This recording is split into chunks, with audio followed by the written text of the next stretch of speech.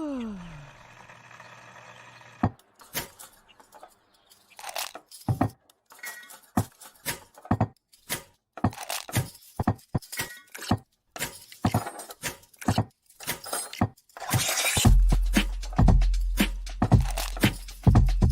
morning. Good morning. Java Delight will uplift you. Stay tuned. The show is about to begin.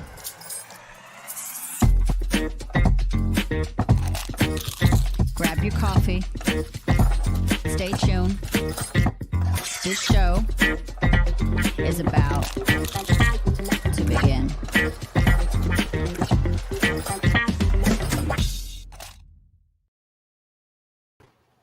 Good morning, ladies and gentlemen, boys and girls, and children of all ages. I hope there's no children really watching because Ilse loves to use the F word. Ladies and gentlemen, thank you guys.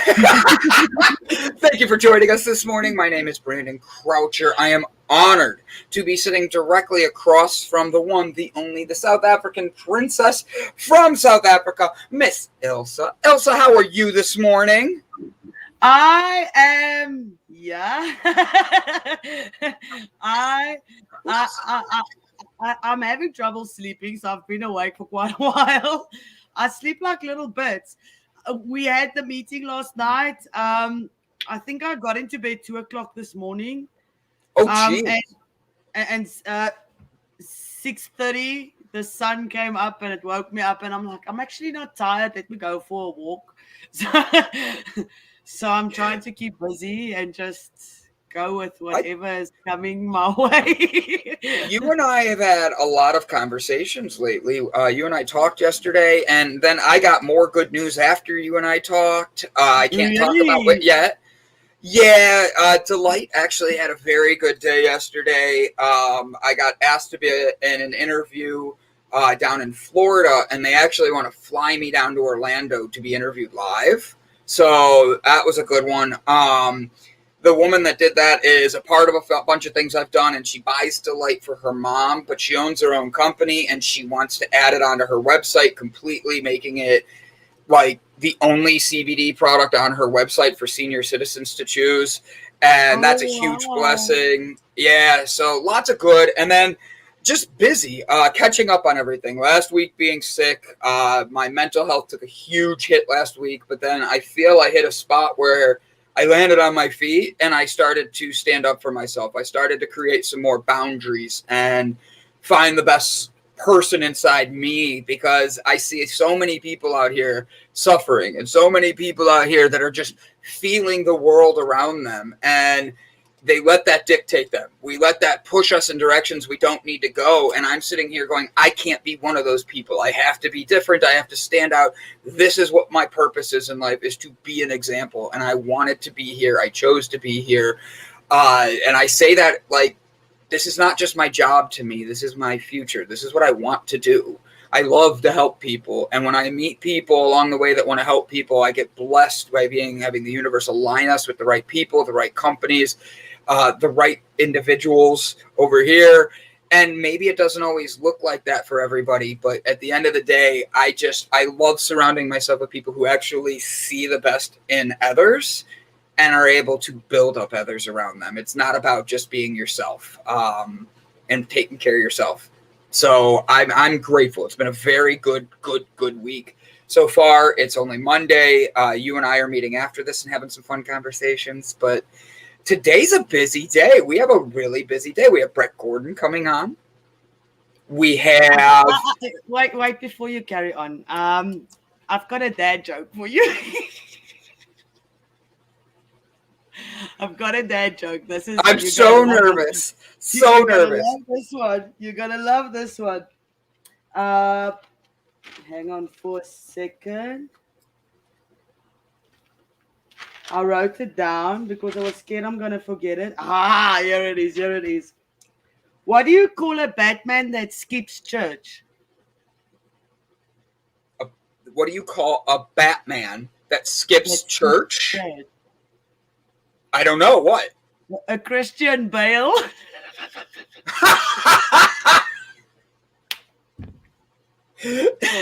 So compliments of a dude on TikTok that tells dad jokes. And it's like, yo, mama jokes. Some of them really aren't funny and makes no sense. So some of the dad jokes is like way over for me. And I stop, but it's like this whole thing because his class asks him, do you have a joke for us? And then he goes, yeah, but I don't know if you're going to laugh because I've been losing it the whole time. The whole day he thinks it's not going to work. But when he said that, I was so done. It was the best dad joke ever. So I thought I'll share it with you guys this morning. That is a good one. My mom, and dad are obsessed with TikTok, and that's where they get all their, news and jokes and all that right now. So the other day, my dad goes, hey, I got something for you. And I'm like, oh, I'm nervous of where this is going to go. And he's like, let me send it to you. He sends me a TikTok video, and I'm like, why is everything on TikTok? And he's like, what do you mean? And I'm like, you literally always are telling me about TikTok and all what you're doing at TikTok. And I'm like, Dad, why is it such a big thing for you? And he's like, they're the only ones that are truthful out there. Everything else is being blocked. I'm like, oh my God. My dad is funny with his TikTok. I'm actually with your dad there. My personal opinion, and please do not crucify me for this, but my personal opinion, I think TikTok is the new news channels. Because everybody puts their own spin on it. So once you go and like something, let's say I'm following this Gabby Petito videos. So a lot of information is coming out with people that see it from a different perspective and pick up different things and just. So I really think TikTok is it because it's like short. It's so nobody controls it really. Somewhere somebody sees the video, even if they take it down. So that already creates that motion of where they want to go with it. And I mean, have you seen the information on there? It's mind blowing. I can sit on it for hours. I have, but here's my issue. And I mean this in the way that's going to sound weird. How do we know what's real, what's fake, and what's not just being made up for us? And you have to determine it. Oh, look at the facts. Your intuition, I think you will go like, okay, this is a bit far-fetched. I don't know if I'm going with this. Or if something like maybe tickles your fancy, you'll go, let me do some more research. So the thing that resonates with you, it will take you to where and what you need to know. So it might be something that let's say, for instance, something like the COVID now and people putting all their own experiences and everything on there that you don't get from mainstream media. You don't get people that can actually make a video of their experiences in real time and then forward that, and it gets likes and stuff and gets a conversation going and gets people where you don't have that when the TV is on. You have to watch what they control what you watch. And they tell you what it is and everything. So do you like it more because you're able to get more information from it? Yes. And not just that, I'm also one of with the squirrel. If something does not, I can watch a movie. If it doesn't excite me in the first 10 minutes, I'll fall asleep. I get bored very quickly. With that videos, it's like 30 seconds or 60 seconds, and they try and push in as much information as possible. So if you get my attention in that 60 seconds, I'll go onto your page and watch all your other content, and that's where you see the longer videos with more explanation and what these people are thinking and different people's opinions and stuff. It makes Googling much easier because they actually do the work for you. So you can go and check on them if you're not sure. But I think it makes it easier to get information. Interesting. All right, you ready? Bob has a joke for us. What do you call a really slow guy from Jamaica? I have no idea. A Pokemon. I like that. All right, ready? Ready? What is the animal that you see the most in church? A donkey?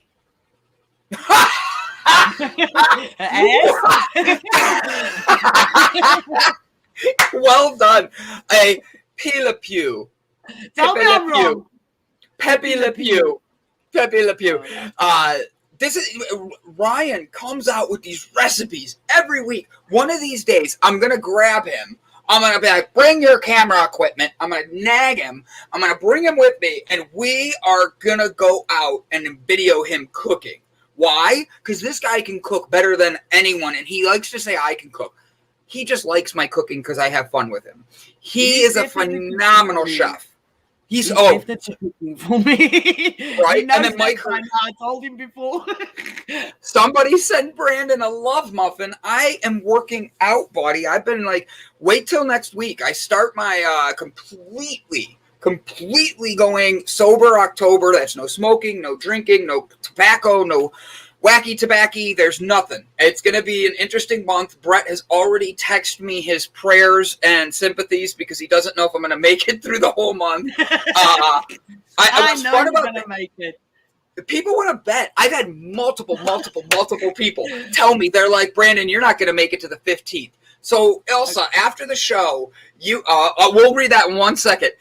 After the show, you and I are going to make sure we create a pie chart of everybody there, or every day, and people can bet on what day they think I'm going to get. And if they win, we'll figure out a really cool prize. How's that? And and you too, they can pick who's going to last longer. I'm on the whole October, and for everybody that bets against you, I will kick your asses.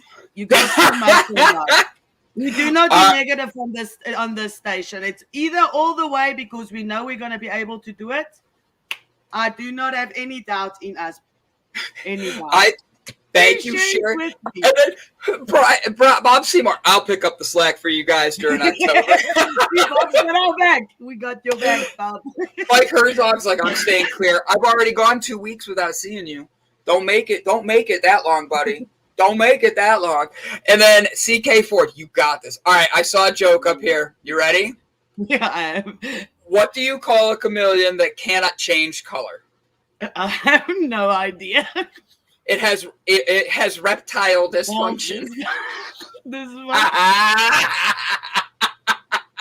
reptile dysfunction. All right, you ready? I got one. I like that one. I got one. You ready? Oh, yes. Here it goes. Why did the orange lose the race? I have no idea.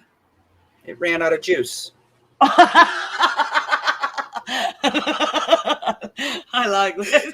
Right? I think it was a blizzard lizard. Oh my God. Gotta take one for the team. I love it. I'll do a weekly recipe guide for the podcast. Oh, Ryan. Really? Yes. Okay, but now you start in October and you have to do it vegan in October, so I know what to cook. Wow. What an honor, Ryan. Like, look at this, buddy. You're getting cheers. So, buddy, I think you and I need to talk about this because him and I are supposed to go to lunch tomorrow, I think it was, or Thursday. We were planning it, and then I went on air. And he and I, vegan dishes? He question marks. Uh-oh. Okay, just do dishes. No fiber, just cook. No fiber, just feed me. Just feed me, okay? Just find the food that's going to feed me. I love that. All right, you ready? Next joke. I hope you're ready. This one I got. Why did the man fall down the well? I have no idea. Because he didn't want to ask for directions. Because he couldn't see that well. Oh, it's all in the phrasing of it. Like, these jokes aren't funny. All right, ready? Why are fish so smart? Because they live at their school. That sucks. I don't ever want to be that smart. No thanks. Oh, these are good. All right. I was plant-based for 1.5 years. I can do it, he says. So Ryan is going to create a recipe. All right, Ryan. Ilse and I are going to create a calendar of what we have to do in that month and what we're getting rid of. And how about you and I are going to figure out how we put X's on there if we made it or check marks if we didn't for all our goals for the day. Yes. Our goal is to be sober for October. Okay? That means no drinking or smoking. Now, you might still do tobacco, I understand, correct? Well, I'm down to 4 cigarettes. It's already a day? Yes, from a packet of 20s. So this will be my fourth cigarette, and then I've got my water, so I'm already mentally preparing. I said to myself last night, you have stopped so many things in your life without anybody's help, just by changing your mindset and saying, I do not want to be a cocaine addict anymore. And I stopped. I got onto a plane. I went to Cape Town. I started a whole new life all by myself, found a job, bought my car, lived there all by myself, looked after myself without going to ever going to a rehab, because I changed my mindset. I've done it with a lot of things in my life. So smoking is just another thing that I have to do it with, and it's a love-hate relationship, but I'm doing it. So I'm very positive. I'm gonna give my best. Yeah, I'm loving that. I'm loving it. That's all we can ask for. And that's all we want is give your best, put your best out there, help each other grow, look for the best in everybody. And honestly, it's been, and no, Sherry, it is Ryan. You had the right name. His name is Ryan. I just don't want her to think, because the next one she wrote was Brian, and I didn't want her to think she had the wrong name. No, I think that this is amazing, because Ryan, now I'm calling him Brian, Ryan has amazing recipes. He has a lot of personality. He is funny. But then again, so does everybody here on this. What I like is how I even have like Mike Herzog out here saying he's going to stay clear of me and all that. He hasn't seen me in weeks, and I know he won't drive to the east side to see me, so... That was me baiting him to come see me. Did you like that? Did it work, you think? I did. I saw what you put down. You saw what I put down? Yes, I picked up what you put down. So you and I... Do you want to tell the people that I taught you a swear word last night in Afrikaans? I forgot what it was. I didn't even write it down. All right, whisper it to me.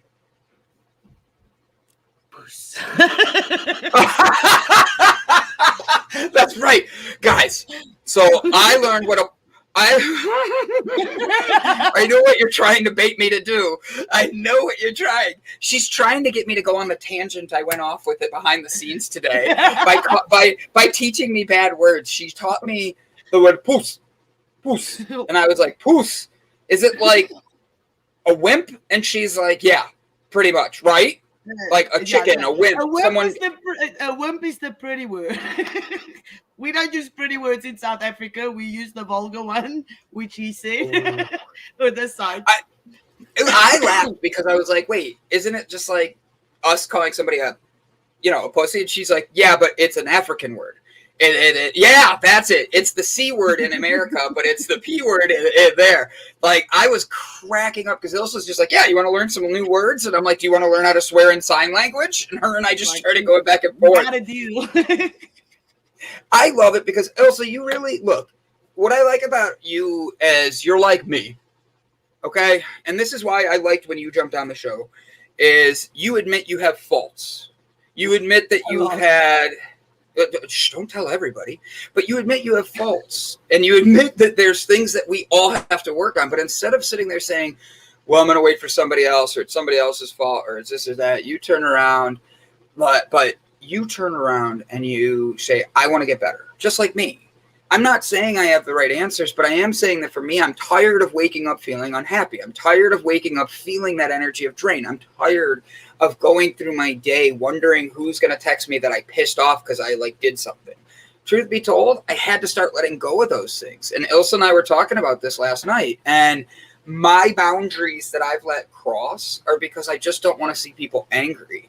And I have to understand that sometimes people are going to be angry. And if they don't like it and you're not doing anything wrong, especially Brandon, don't take it personally, dude. Let it go.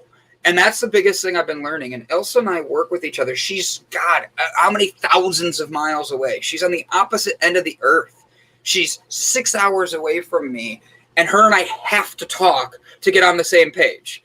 Do I fight with her? Not really. But we're also still getting to know each other better. But when I do, I'm not going to yell at her. I'm not going to push my side down on her. I'm not going to tell her she's wrong and throw off and say I'm done.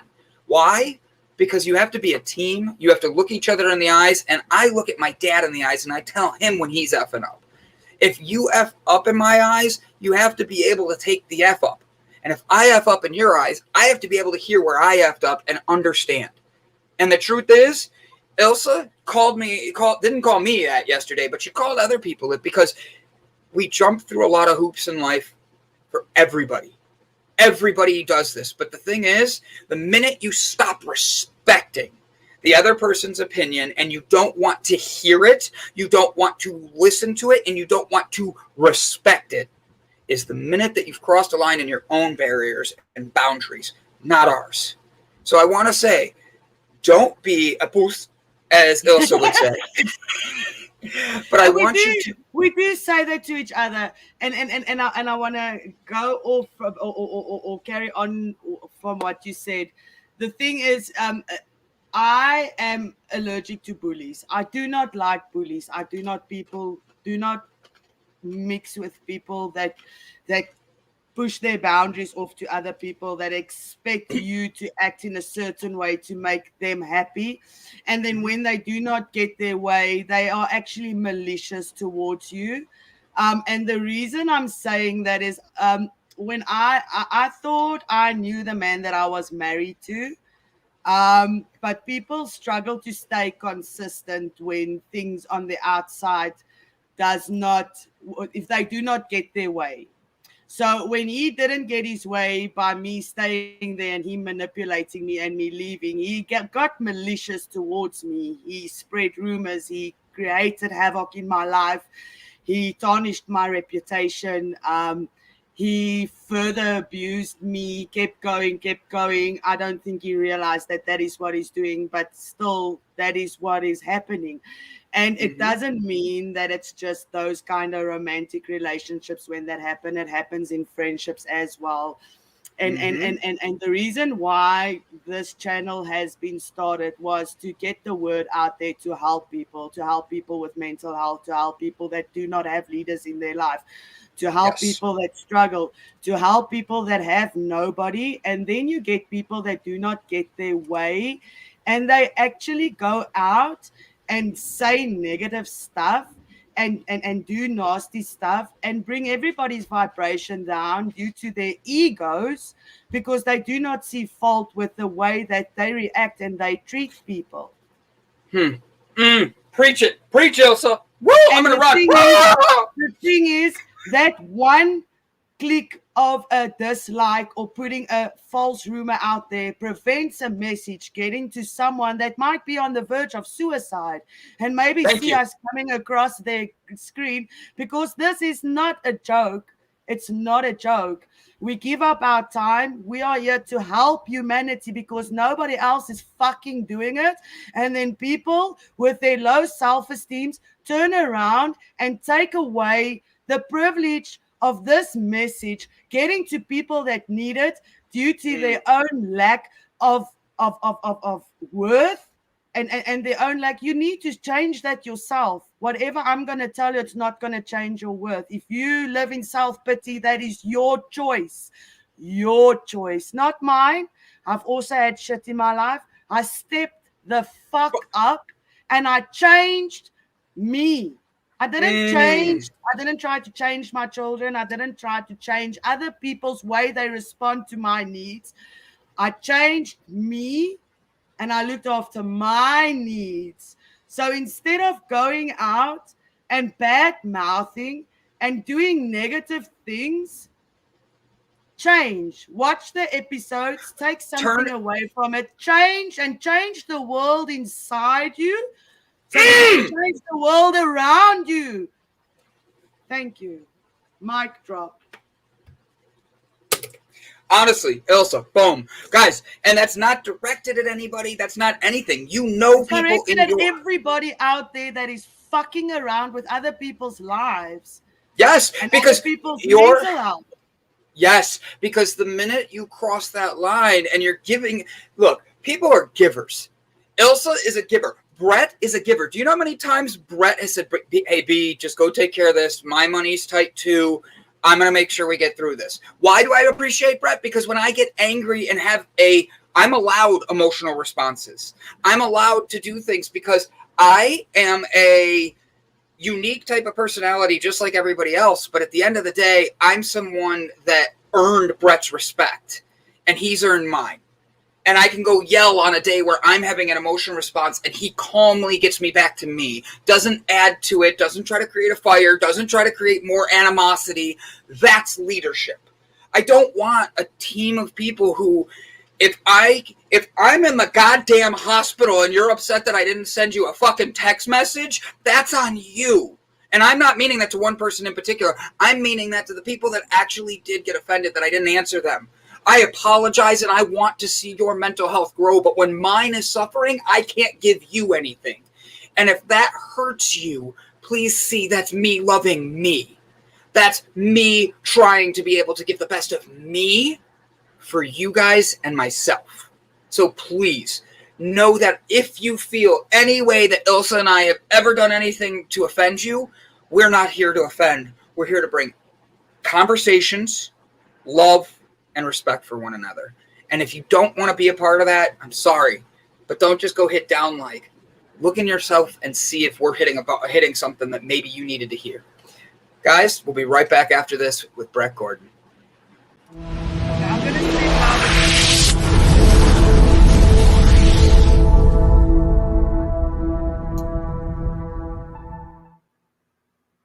Hey Brett, you need to stop looking.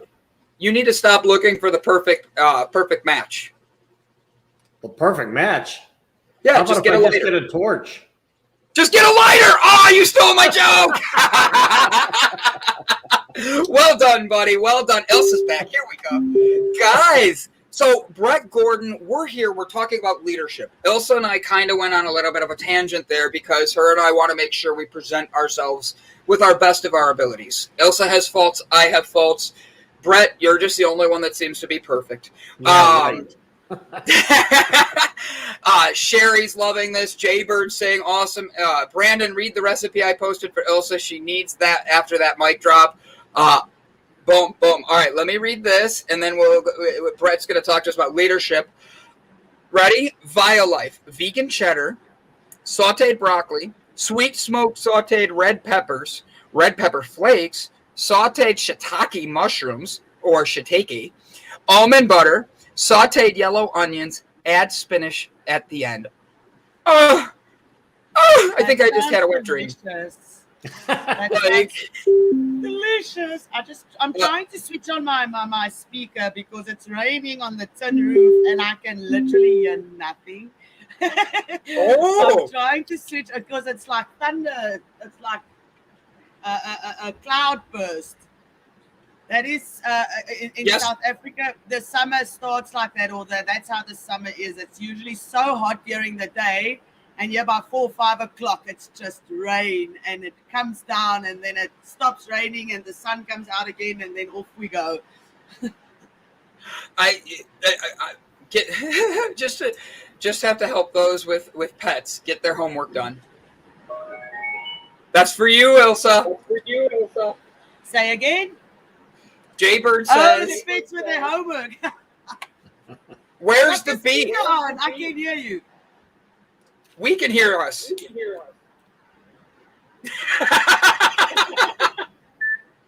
See? Can you hear us now? I can still hear you. Hear me. There's an echo. Right? There's an echo. Echoing. Still. I can hear the rain, but I also hear myself. And now? I don't know. Let's try. Much better. Okay, it's because the speaker was right here, so I just moved the speaker away. There you go. Is that better? Is that better? Seems like it. There we go. Perfect. All right, moving on. So Brett Gordon is here today to talk to us about leadership. Now, Brett, over this last week, I know that I've had a couple situations where I was able to, I've had to fall on my face and learn some new lessons. I wake up this morning and I get messages, hey, you lost 4 followers. Why? Or subscribers. It happens. Like people, whatever. with leadership, there are these ups and downs. There are people that want to distract us from being in leadership. How can we keep ourselves going in the right direction, and what tools do we need to make sure that we're building our tool belt to be our best selves? Well, I think one thing is that as a leader, you're never going to be able to make everybody happy. If you do, you're compromising yourself, and you're compromising your vision, your goals, whatever you're trying to achieve.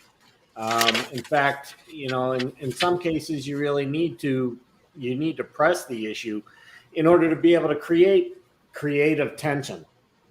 Keep the lines of communication open as much as possible, recognizing that sometimes when you do step on somebody else's feelings for one reason or another, or you take a different approach, that some people are going to respond by either trying to reject you, turn you off, and at other times they may actually try to create a coalition around what they believe, which can be constructive as well as destructive. Correct. When it's constructive and people come together to coalesce around a difference of opinion with, the direction or path that you're taking, it's something to pay attention to, because there's more than one person that's doing that. So you need to stay open to differences of opinion. But when people just don't like what you're saying, and because it's different than what they believe, it's different than sometimes they feel that it's really stepping on their space, and then they can have tantrums. Those are destructive type disagreements with tension. So to find the best leadership, would you say it does take a balance in the conversation? So like if you and I had a disagreement and I come in and I'm like this in the conversation, hey, Brett, I've been disappointed with the way you're going to hear me like this. You might disagree with what I'm saying, but if you rebuttal back with, well, Brandon, no, you're wrong. That puts me on the defensive. It's like your kids. If you have kids and they start acting up and they get really mad for you trying to help them, as a parent, what do you think? You think they've done something else wrong, or they're hiding something? Same thing when you're an adult. Like if you can't have a balanced equation to have a conversation, all you're going to do is banter and never get anything accomplished. And that doesn't matter if it's work, family, or friends, or a random stranger in public that you want to meet. All of that doesn't have anything to do with it if you cannot actually keep the room balanced. As a leader, you're supposed to hear all these other perceptions of what others are saying, what's going to be best for the team. That does not mean you have to do those things. You have to look at what's going to be best in 5 days, 5 weeks, 5 months, and 5 years. You have to look to the future. And if you don't, you're going to always be fixing things. You're always going to be fine-tuning things. I like where my team is headed because we're looking at this as a platform for leaders. We end every interview with people going, God, you guys are amazing. How can we keep working with you? Like, that's why we do what we do. So I want to see our leadership from our team. I want to see Kevin stepping up. Kevin, by the way, makes his own jewelry, and he just got approved by Square, and he's going to be able to start selling online soon. He's building his website. I'm so proud of him. So I want to make sure I put that out there because he is an amazing young man that is making big changes, and I'm so proud to have him be here. But that's what we're here for, is we want to lead. We want to lead people. We want to help them find the best in themselves. So when they are out there giving, it's not pouring from an empty cup.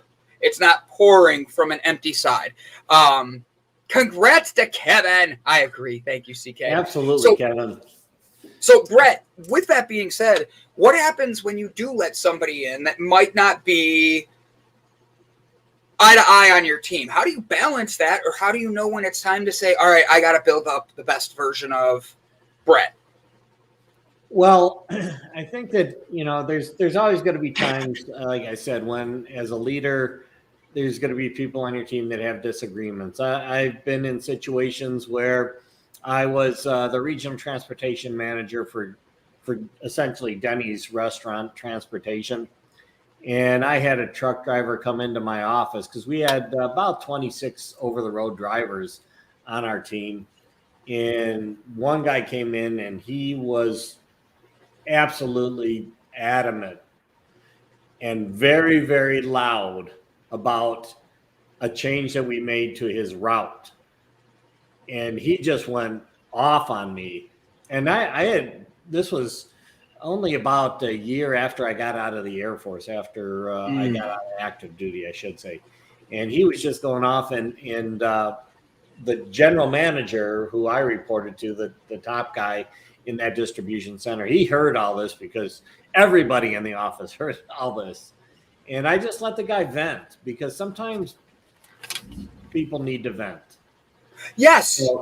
So I let him vent, and then my GM comes into my office. He's like, "You want me to take care of this for you?" I'm like, "No, don't worry about it. I mean, sometimes you just need to let that happen." But what I did do is I went and talked to the union rep that was also part of, my team and my company, and just kind of talked about what was going on to make sure that, I didn't step over the bounds of making changes and so forth. And he's like, "No, that's just something that we have to do for business. And I understand that, and I support you." We had a really good relationship between, myself, management, and the union representation there, because we talked. We talked about things. In fact, when I was changing routes, I would sit down with the shop foreman and go over it with them to say, "Hey, does this make sense to you? You're the one who's out there driving these things. I don't. So I'm just kind of looking at it from, okay, this is what we need to get done, but is it doable?" So this guy comes in, vents, and then the following day he comes in and he's like more apologetic. There's stressors that go on in people's lives that we don't know about. And it becomes a challenge at that point to differentiate, what the drivers are. But if they consistently create challenges, that's when you have to kind of nip it in the butt. And I actually, can I ask a question in between that? Because it's going to go along with it. Sorry to interrupt. If you want to keep going, just say shut the fuck up, Brandon. No.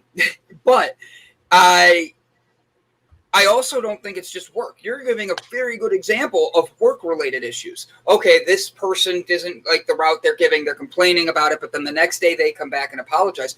That's the same as somebody that goes out, beats their significant other, and then turns around and buys them flowers. I know that's a very extreme analogy, but it's the same kind of concept with emotions. It's you've come in and unloaded a whelping amount of emotions on somebody, and even if you let them vent, because I've done that many times, once that is out of them, if they don't let that go, they're going to go keep spreading that. And that's like going and just randomly pushing people downstairs. Who does that? I know I do it for fun, but who does that for not fun? But in all seriousness, it's one of these things where I look at this and I see it as our emotions are what's leading a lot of people. Our emotions are what's guiding us. And you can't let your emotions be what dictate every action of your life, because your emotions are going to help build you, but your emotions are also there that when shit goes sideways, when you have to stay calm or when you have to get mad. And that's where leaders separate. And that's where it's about being able to be in your element. So like when somebody comes in, they're having that emotional breakdown of not liking something. They have this thing and you listen. The boundaries after that are not taking it and letting them keep going on and on and on about what they're all upset about. It's taking it and saying, here's what we're doing. Here's how we can make it work. Here's where you fit. If this doesn't fit, I'm sorry you don't feel this way, but this is what we need to do as a job. It's just like at a house. You're not going to say, "Oh, the dog's pissing on the carpet, kick the dog out of the house and never let it back in." You're going to want the dog back in. You're going to want to love it. You're not going to hit the wife and then turn around, hit your significant other, and then turn around and buy him flowers and think that's going to keep going on forever and ever. That's abusive and unhealthy.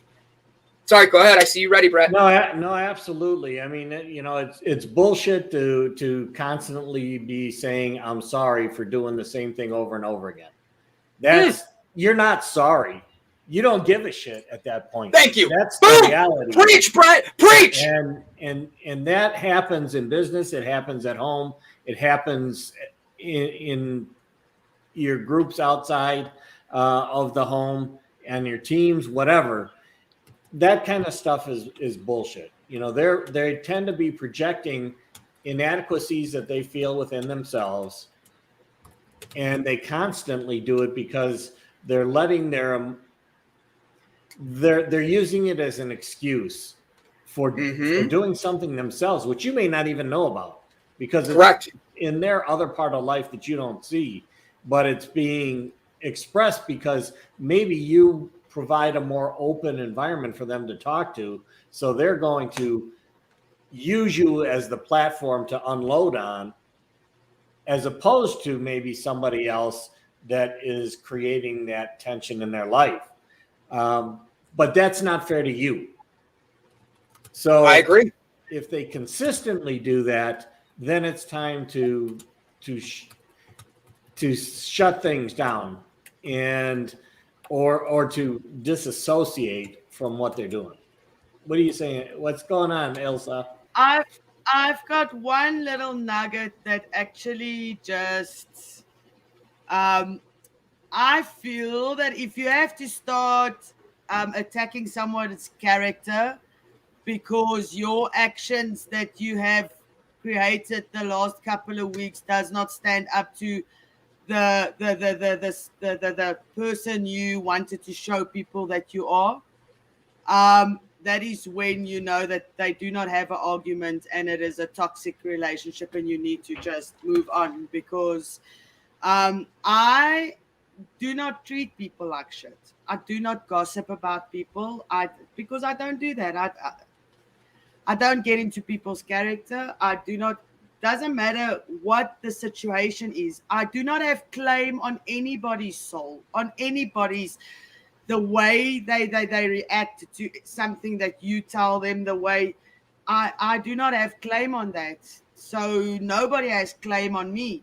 If I do not want to answer my phone for 6 weeks, there is absolutely nothing that anybody can do. I don't care if you think you deserve a phone call. That's according to you.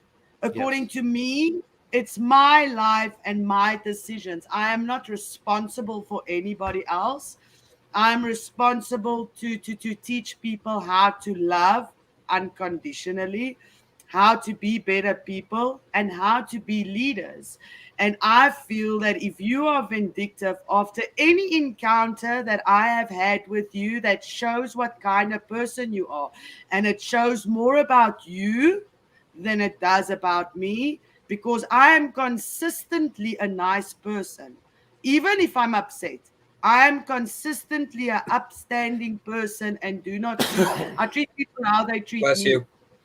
So I'm consistent. I'm not consistently a dick, and then one or 2 days out of the week I want to be nice, and then I have to try and convince people I'm nice. I might have a dick day in a month, and then people understand why, because but I still treat them with respect. But that's the biggest thing, is knowing that you are giving that respect. It's if you know, like Brett. I asked Brett, hey, are we going to get on the phone yesterday? And he's like, I have about 18 million things I'm working on. Can we do it like tomorrow or even Wednesday? And he opened up with that. So the boundary was set. Now, I can't get mad at that because he has other things and I have other things. It's adjusting the calendar to make it go like that. It's working together to get the outcome. It's respecting one another's boundaries. Now, let's say the rest of the week is full and Brett and I couldn't meet. Yeah, him and I are going to get upset that we couldn't meet and actually have our conversations, but we're going to have to make time. Him and I have talked at 11 o'clock at night my time because it's 8 o'clock his time. That means I have to give a certain boundary up to be able to do that. And that's my personal time that I'd rather give up a little bit of to give to Brett so we can better things. And that's the thing, is you choose these things yourself. And I think a lot of people who are in leadership positions do not take that they do not take that and realize you don't have to absorb, because I did this. I say this as a perfect way of who I am. I take everybody in my team's personal life problems and I put them on my back and say, I have to fix this for them. But the truth is, if I can't stand on my own 2 fucking feet, I'm not able to lead. If I can't stand up straight on my own and believe in what I'm saying, I shouldn't be standing here. And that was my issue with me. I had to know that when I stood here, when I showed up, I wasn't just bringing my best self. I was coming out to be able to bring the best to help others. Blessed are the flexible. They shall bend but not break, just like a palm tree. Bob and I had a lot of great conversations when he was here. I look forward to seeing Bob again soon and just having a drink with him. Now, Brett, I'm going to go back to you for a second. I have a question, okay? Can February, March? Can February, March? No, but April, May. Right. April, May. Yeah. I knew it had to go somewhere in that direction. I baited that like it's such a good one. I did not see that one coming. No, that one was there. So, Brett, we talk about a lot of leadership stuff. We talk about movies. We've compared movies and leadership. We've talked about being a business leader and all that. Leadership is a very tough thing to do. Leadership is a very tough thing to be a part of because you get blamed, even if it's not your fault, which is hard. And you get, meaning like somebody broke something third shift and you're the manager. You have to go fix it. To being in charge and not wanting to accept everything that is other people's personal life problems. As a leader, how can I make sure that my tool belt doesn't just keep pulling my pants down and everybody sees my tallywhacker? Because I want to make sure that my tools are held up and my tallywhacker is protected. Well, I think, the reason that we really kind of went down the path of one square at a time was that we wanted to provide people with more tools tools to be able to deal with different situations in work, life, and at play. And the fewer the tools that you have, the more likely you are to become frustrated, the more likely you are to get emotional, the more likely you are to fly off the handle. Because you just get frustrated by the fact that the tools that you have are not working. And oftentimes we get ourselves in a situation where we continue to think inside a box. Correct. The box of tools that we have or the box of life that we live. We have to oftentimes step back out of that in order to be able to, first of all, look at things from a more objective perspective, to take some of the emotions out of what you're doing, so that you can look at things from an event perspective as opposed to an emotional perspective. So, I've said this before, an event is just an event. And the meaning we place on it is our choice. Just like emotions are our choice in terms of how we express them. We can feel those emotions. And oftentimes as a leader, and this is something I've been watching the what do they call it? The Shop, the series that LeBron James has put together at the barbershop and talking with all these different personalities and so forth.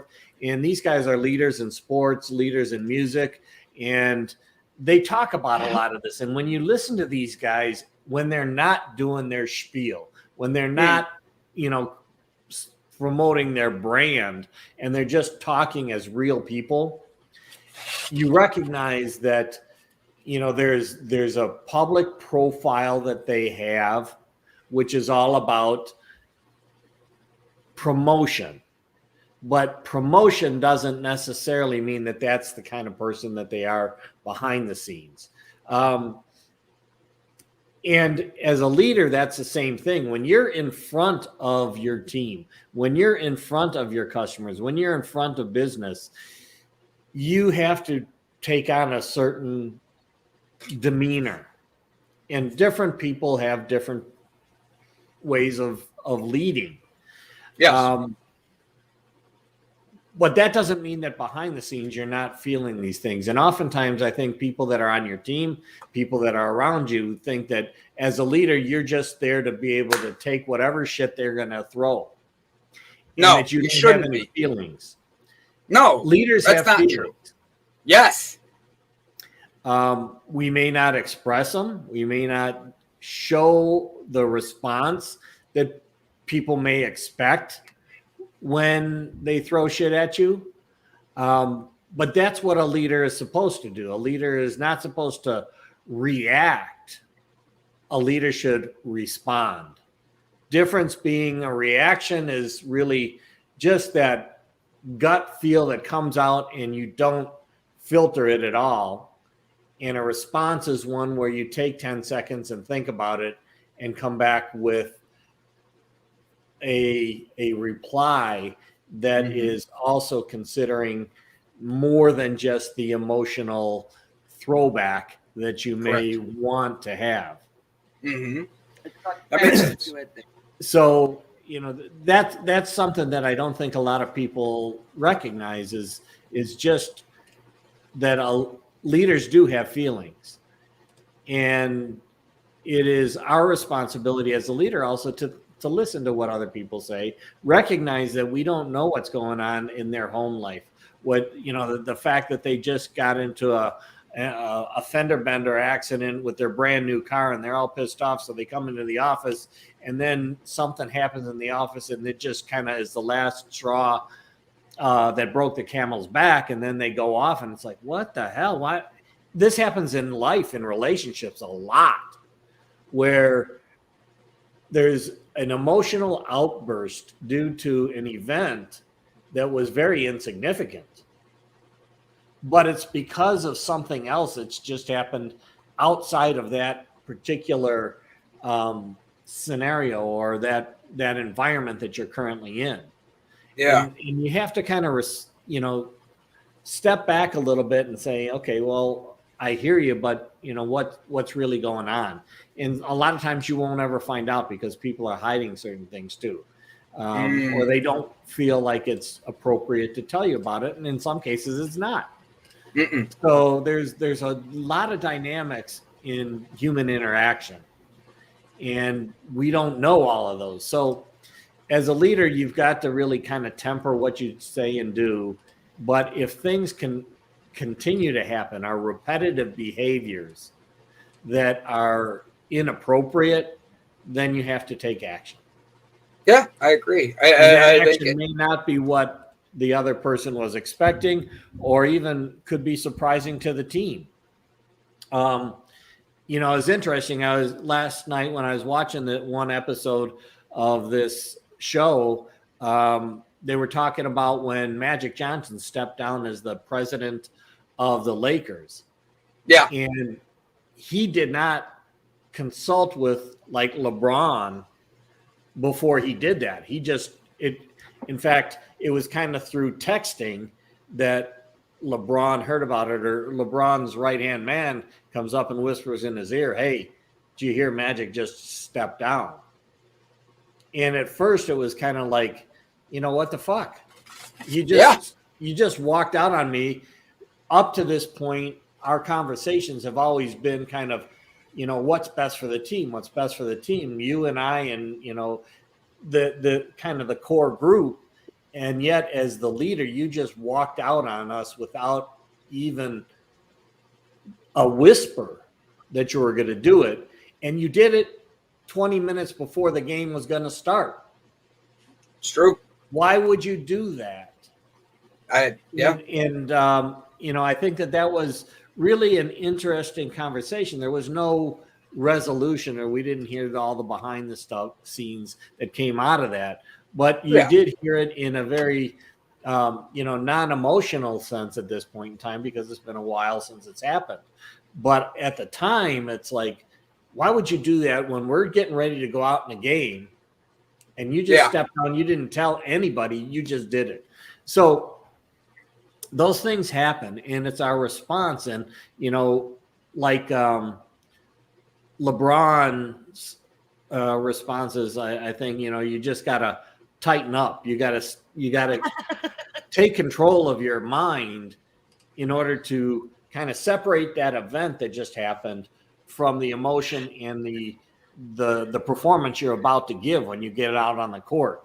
So really important to remember those types of things as leaders. But teammates, those that, And I always look at teams as working with people, not people working for me or me working for someone, but we work together. That's the best team dynamic that you can come up with.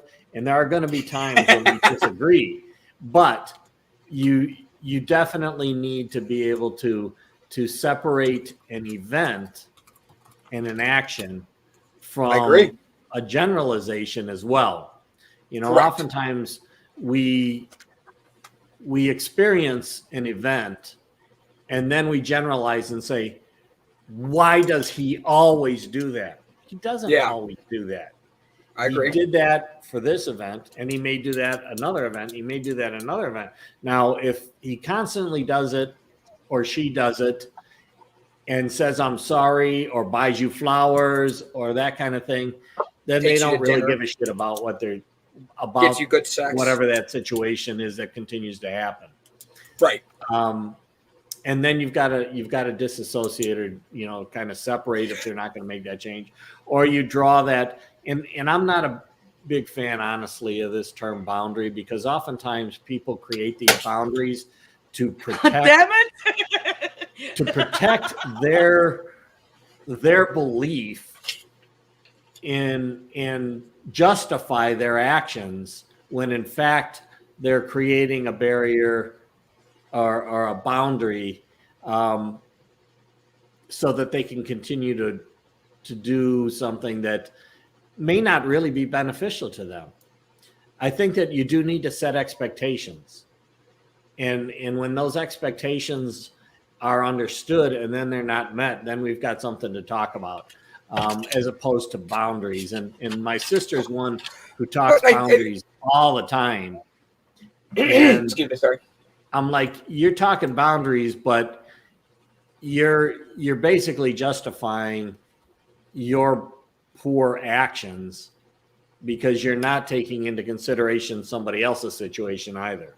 And I'm not saying that generally. I'm just saying I tend to think that right now there's some use of these terms that are being used really to just justify the fact that people don't want to change, that people don't want to interact with others. They want it their way, not our way.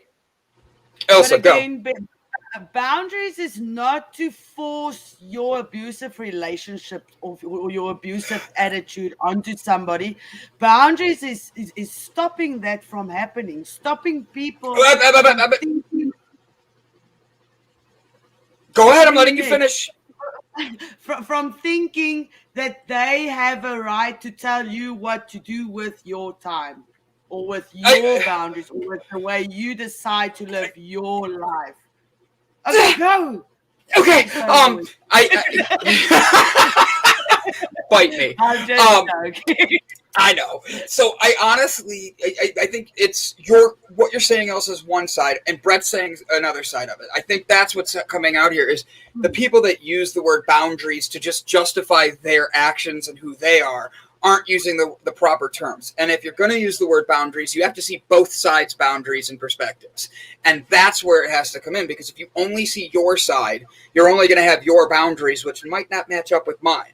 If you're going to use the word boundaries, that means there's two parts to bring a balance. And without that balance, there's not going to be an actual justification. There's not going to be a resolution. And it's just going to end up being two people with unjustified boundaries mad at each other for probably something so stupid.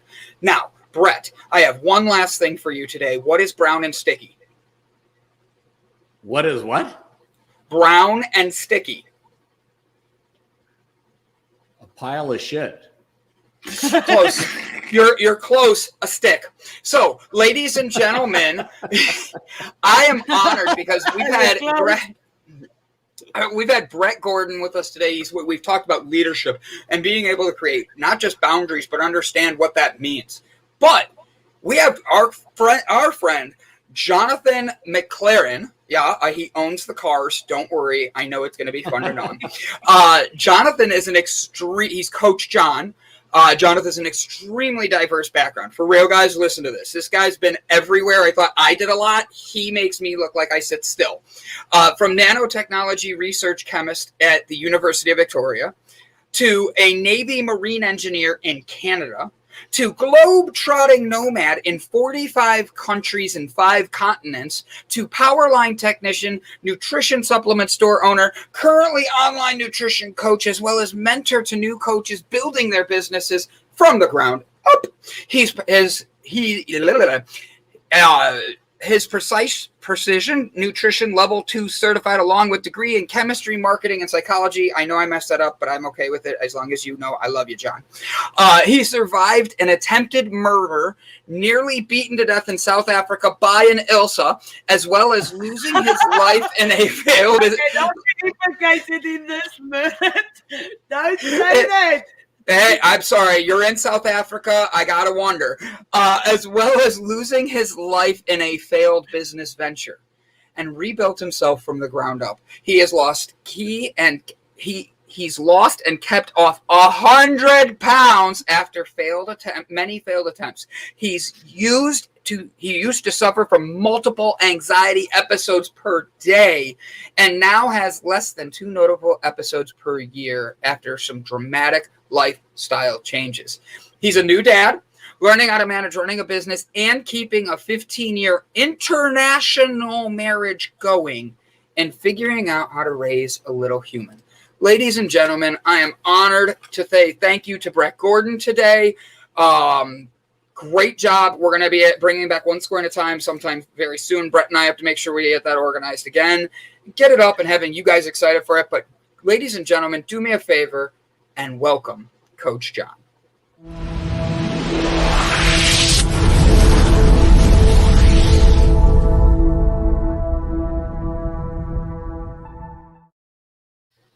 Where's your ad? Why? I hit the wrong button. Leave me alone. I hit the wrong button on the ad. She's making fun of me. John, you're going to have to sit at the end of the show. Everybody, please stay around to watch my face for my ad, okay? It's annoying. Yeah. It's my face, but it's worth it. It's cute. John, you are everywhere. You forgot to tell everyone to take their hands out of their pockets when they clapped. Oh, but that's how I clap. Oh, man. So since you like dad jokes, I have one for you. Bring it. When does a joke become a dad joke? I don't know. When you have children. When the punchline becomes apparent.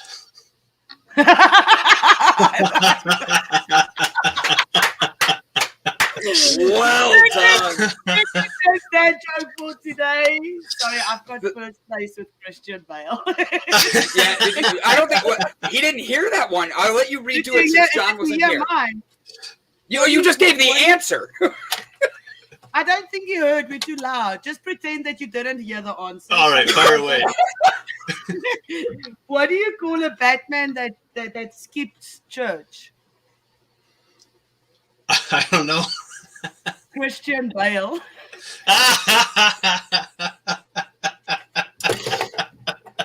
Oh, man. Okay, I got one more then. Oh, do it. This is the fun time. What did the grape say when the elephant sat on it?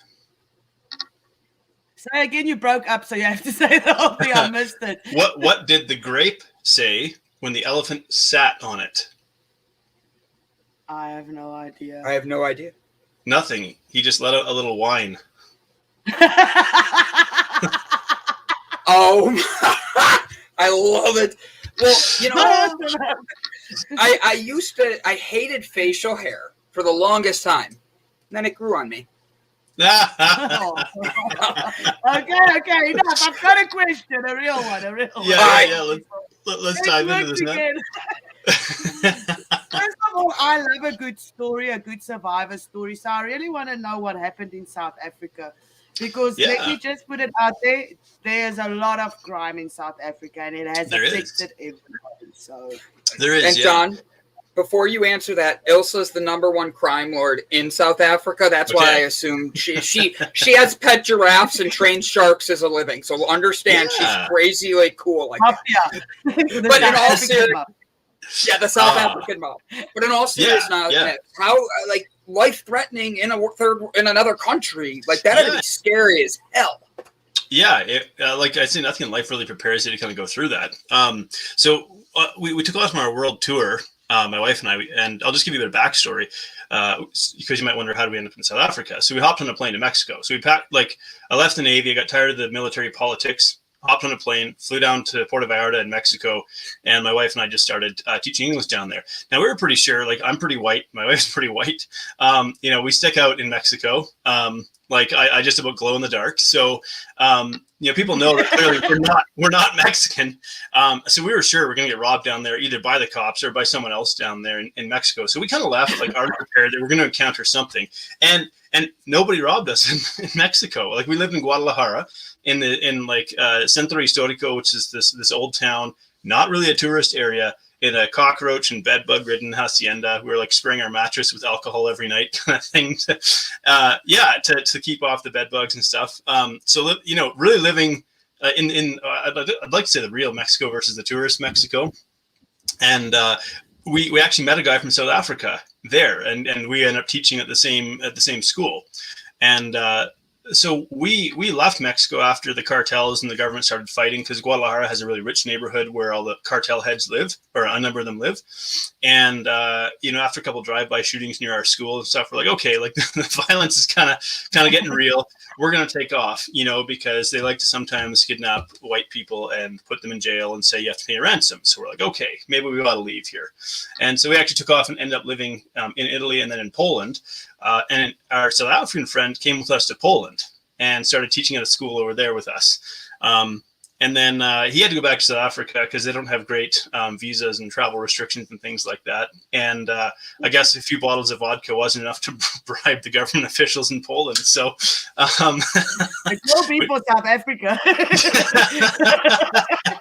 So his family lived in Grahamstown, which, for those who don't know South Africa, it's in the Eastern Cape, kind of partway between Durban and Port Elizabeth. And it's supposed to be like a nice town. It's a university town and whatever, about 300,000 people. And so anyways, his parents ran this, it was called Hospitality Youth Initiative. It was a program for underprivileged youth. And so we were going down there to teach kind of like life skills, because it probably still is, a huge youth unemployment crisis in South Africa. And so we were teaching people like basic stuff, how to write a resume, cover letter, how to conduct yourself in an interview, how to communicate effectively in a job. And then they get placed into internships in the hospitality industry, where they'd be, front of house or kitchen or things like that. And so we were living on a nature reserve out down there, because they have like a dormitory for the students, a cabin for us and stuff like that. And we'd only been down there for about two weeks. So we're it's a nature reserve. They got rangers, all that kind of stuff. And we were there for about 2 weeks. And one night I was just walking back to the cabin after dinner. This was in August. And so that's wintertime over in South Africa. And so it was nighttime, it was dark. And I got back to the cabin, and the door was slightly ajar. And that should have made me go, that's a bit weird. I don't remember leaving it open. But, here we are. We're having a good time down there. Students are loving us. We really love the work that we're doing, all that kind of stuff. So I wasn't really, thinking that there's guys in there waiting to jump me. And actually, so I open the cabin door, and I see 3 of them sitting at the table. They're eating my rusks and drinking rooibos tea. And I'm like, what are you doing here, kind of thing. So I kind of caught them off guard a little bit. They'd ransacked our cabin. They'd got all our electronics, all that kind of stuff. And but one of them was, I was like, I know you. I recognize his face. And so he's actually one of the rangers. I didn't see the 4th guy. The 4th guy was outside the cabin. And while I'm standing in the doorway, all of a sudden, crack. I get basically a rock across the head. And now I'm like, what the hell? Like, what's going on here? And all this time, like, the brain's trying to process this. Like, is this real? Like, what is happening? This feels like a movie. This can't be happening. And these other 3 guys jump up, and I get hit over the head again. I get knocked over, and they start like kicking and stomping. And I'm like, now I'm like, what the hell? Now I'm starting to holler, because I'm like, I need some help here. Like, I'm bloodied and concussed and like having trouble seeing straight, kind of thing. But I'm a pretty big dude. I'm 6'1", 240. And so, I managed to fight my way to my feet. They had a knife as well, but they didn't actually get a chance to stab me, thankfully. But I managed to fight my way to my feet. So I'm bloodied and staggered and bruised. And I didn't get any broken ribs, thankfully, as well. And I managed to stagger my way over to the dormitory, which is probably about 200 feet away. or sorry, not the dormitory, the dining hall. And I'm like, yo, I've just been jumped. And, I'm like, yeah. And so then sort of chaos starts happening because everyone's like, what the hell is going on here? And because we don't know how many are out there, right? Because they can travel in roving packs of like 10, 15, that kind of thing as well, right? So I knew that there was at least 4 that attacked me. There could be 10 other people out there for all we know. So we get all the students into the dining area. We shut the doors. The doors have like bars and stuff across. You're basically locking yourself into a prison building. And these guys are out there with shovels trying to smash the doors down and get in as well. And so someone had called the cops. We had limited cell reception. Now, most of the police over there are corrupt and don't really care. And wouldn't bother showing up. I'm not lying about this stuff. Right. But it happened to be a senior police officer happened to be walking past a phone and heard the phone ring and picked it up. And they dispatched the police to get out there. But it takes like 45 minutes to get there. And you have to kind of drive down through a valley and back up the other side of a ridge. And so you can see them from the time they enter the gate. You can see them, especially with their lights flashing, like 40 minutes away, or 20 minutes away. So they knew that we're, so like I had like a fork. I was apparently going to defend myself with a fork. My wife, she was like super brave in all of this. She had the women boiling water, like getting stuff ready. Like if these guys get in, like it's game on, like we're fighting to the death here. Like it was, and it was so interesting. Like some of the males down there were like scared and trying to hide in the pantry. And other males are like dragging them out. Like, you get your ass out here. We're going to fight because we're men. We defend our women. Like culturally, it was really, really, I look back. I mean, and I was just hoping like they don't have guns and just start shooting us through the windows basically. And thankfully they didn't have guns. And so, the cops get out there and, I need medical attention, but, they weren't even going to take a statement. They're like, nobody died. Nobody got raped. Okay, cool. You guys will be all right. They're gone. And we're like, what the hell is wrong with you? They're out there. And so, okay, we'll kind of just like take a little walk around or whatever. And we know like this is a nature reserve. It's like, I don't know, a couple hundred hectares or something. Like they're hiding in the bushes somewhere and they got a ranger with them who knows his way around this place. And we're like, no, there's no way any of us are staying out here, including our students. And thankfully, my wife was just like, you guys get your asses in gear kind of thing. Like she was on the ball. Anyways, they found like a knife. The cop just picks it up, bare hands it. I'm like, wow, you don't watch CSI, do you? And like, like yeah, get in it. just like the sheer incompetence that we witnessed down there, like we're totally not used to that. So it was just this crazy like time and experience, and like this is a program been running for a number of years. Like it was well established. They knew the ranger. Like, so how all of this comes about, like we don't really know. But excuse me, these guys the night before, they'd beaten a white farmer to death. They actually smashed his head in. They were trying to do that to me too. That's the goal. So now, how I explain it though is like it had nothing to do with me, the human being. They didn't know me. They didn't know who I was, right? But they saw my skin color, and I represented something that they felt had historically oppressed them. And so their way of taking back what they feel was taken from them is to take your power, to basically to beat you to death, so you suffer before you die. Like that's.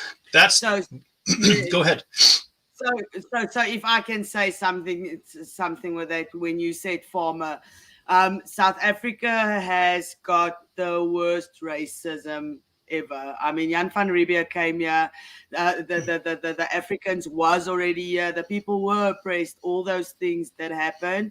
But we came here to farm and everything. And the farm murders are some of the most brutal murders and rapes of women and children and everything that you will see if you start doing any research. That just be prepared to be shocked at what you see with farm murders in South Africa. Yes, it is. Yeah, go ahead, Brandon. Hey, John, we're just going to sit here quietly and let Ilse's rain put us all together for a nap. We're going to meditate together. I'm just kidding, Ilse. Yeah. No, John, I'm glad you're okay. Like, that's a very, like, you're doing something good, and then something like this happens. How do you keep I'm asking a very weird question here, but it's going to go along with Ilse's. How the hell do you want to keep doing something for others when you just got robbed and hit in the head with a rock? Like, I mean, I'd want to go fight, but that's because I'm somebody that you hit me, it's an eye for an eye. Like, let's go. Yeah, well, I mean, that was only the first incident that happened while we were down there. So because we stayed on for about another 4.5 months, 5 months kind of thing, because we loved what we were doing, and we're like, these guys aren't going to win kind of thing. Like, that's maybe the first response. Like, you don't win. You don't get to do this. But you see, because the thing that often doesn't get talked about is like how much the black people suffer as well at the hands of other black people. Because South Africa is not just, there's not just like black people in South Africa. There's at least 8 different major ethnic groups of black people down there, and there's a lot of hatred between them.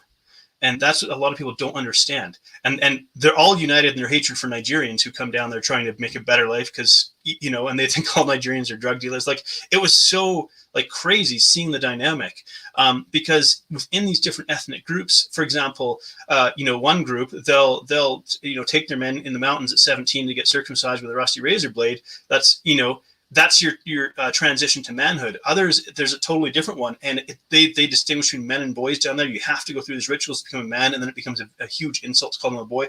So there's all these cultural tensions, like, you're not a man because you haven't had this done to you. Well, you're not a man because you know, and they're fighting with each other, and nobody really seems to talk about that as well. And then of course, like, and so they often issue what's known as township justice as well. So, you know, you do something, some people here, well, they're going to take and put a burning tire around your neck, basically, and burn you to death. Like, it is the level of violence down there is like, it doesn't get talked about. Like, and believe me, South Africa is a beautiful country. It's a tragedy, is what it is. It's one of the most beautiful countries you'll ever visit. You know, it has everything from nature to the oceans to, like, it is so rich. It's incredible, and so it's a tragedy, really, what takes place down there, and nobody talks about it. We were working primarily, of course, with underprivileged black youth between the ages of 18 and 30, and majority females. They made sure the ratio was 60% female, because there's also a lot of misogyny and sexism down there, especially again in the black cultures. Because historically speaking, like, again, you go back into sort of a tribal type mentality, and there is still elements of that there. This isn't me talking down about them. This is this is what exists down there. And so, you know, over here, I grew up in small town Canada where people are nice to each other, generally speaking. You know, it for those who've never experienced this, it's really it's kind of shocking, because, you know, like, I'm an empath. I'm a nice guy. I like helping people. I want to create positive change in people's lives. So, you know, to kind of have to go through this experience and be aware that not everybody is nice, and not everybody, you know, but the other part of it, I will say, is you could say that hurt people, right? So people who have been somehow, you know, because you see, well, how do you get past something like that? That's I think one of the biggest challenges, because there's the trauma element of it, right? These guys wanted to kill me. It's kind of weird, like, seeing them smile as they're like beating you. It's that kind of messes with you more. Like, it wasn't that they're angry, like they were enjoying this. And so, you know, I was angry for quite a while. I'm ex-military. I wanted to set traps. I wanted them to break into my house so I could do damage. You know, that was what I wanted to do. But I also recognized that this is not who I am. This is not who I am by nature. And so there was one element of my brain, the traumatized, you know, where the trauma is, where I'm like, I want to fight back. I want to get back. I want to get vengeance. I want to get revenge. But the other part of me goes, this is not who you are as a human being. And ultimately, we ended up having to leave South Africa because, I mean, there's only so many things that can happen before you're like, all right, we can't take this anymore. There's just too much happening. And for as much as we want to help these people, we also need to, you know, we need our mental health. So anyways, we ended up going back to Australia. My wife's from Australia, so we ended up going back to Australia, living over there for a period of time before going and traveling again. I was living with my brother in Turkey, excuse me, and I made the decision that I wanted to forgive these men, which sounds like a crazy thing to do, because I'm never going to see them again. But I wanted to be able to be free from the experience and be able to not like think about it and be angry. And so I had to ask the question, what happens in someone's life where they get to this place where they feel like it's not only an appropriate, but a desirable course of action to do this to another human being? Like, this isn't what happens to people that have had. That's a hard question to ask. That's a very hard question to ask. Yeah. And so that got me on the road to, I guess, forgiving them and understanding this, that forgiveness is not about absolving them from what they do, but setting myself free. So it's, it was like quite the experience, really. Is that what propelled you into starting to lose weight, or what? That actually propelled me into gaining a lot of weight. So after going through trauma, then there's a lot of hard and difficult and unwanted emotions. It's extremely difficult. So my way of coping was to use food rather than, say, drugs and alcohol. So a lot of people after trauma will turn to drugs and alcohol as a way of, I say, changing the channel in your head, a way of trying to suppress what it is they don't want to feel. And so for me, it was food. And so, I became a binge eating food addict. And that caused, a tremendous amount of weight gain. And so then starts the next journey in my life. Like, how do I go from being like athletic to being more than 100 pounds overweight and wading into this like murky world of like weight loss and diet culture and things like that, while trying to kind of resolve the trauma and, overcome sort of binge eating and food addiction. And so, I will say this though, like, yes, these are hard experiences to go through, but I wouldn't take them out of my past, because I wouldn't be doing what I do today if I hadn't gone through these experiences. And I can even say that I'm grateful for the experiences, partly because I survived, but because the level of sort of understanding and compassion and empathy it gives me for people who struggle. Because I'd say prior to going through what I went through, I would have said that anybody who was like overweight was like lazy and undisciplined, because that's all I knew. I was athletic. I worked out regularly. I took care of my health. I ate pretty good. It wasn't really that hard. After going through trauma and dealing with everything I had to deal with and becoming a binge eating food addict, all of a sudden I'm in a different world, mentally, emotionally. And so that was this huge shift for me. And it was because of my lived struggle that I understand now, like, what it is that, people end up going through to try to make this happen. Okay, so you say, I read on your website, you say no more diets. I hate the diet. I do not. So how does your whole program work if there's no specific diet? Mm-hmm. Because I know they say that it's 80% of what you eat and 20% of exercise. Sure. To lose weight. I don't know how true that is, but that is what I have heard before. Yeah. So the first thing I would say is that, like, the idea behind a diet is I'll temporarily change my behaviors and get a permanent result. Right. And so that's why it doesn't work. You can't create temporary change and expect permanent results. So in order to actually lose weight and be able to keep this off, you have to become transformed. You have to become a different person. You have to live life differently. You have to fuel yourself differently. You have to move your body differently, and so it's the shift in mindset, realizing, hang on a sec, I can't just go on a 30-day or 60-day or 90-day or 12-week, whatever challenge, lose the weight, and all of a sudden go back to what I was doing before. That's just going to take you right back to where you were before, right? And so I think that's really, really crucial for people to understand. And that's why I say, like, diets suck, because you're basically saying, I'm going to suffer for this period of time to try and force my body into losing weight. And then once that's done, I'll go back to living my life and enjoying my life again.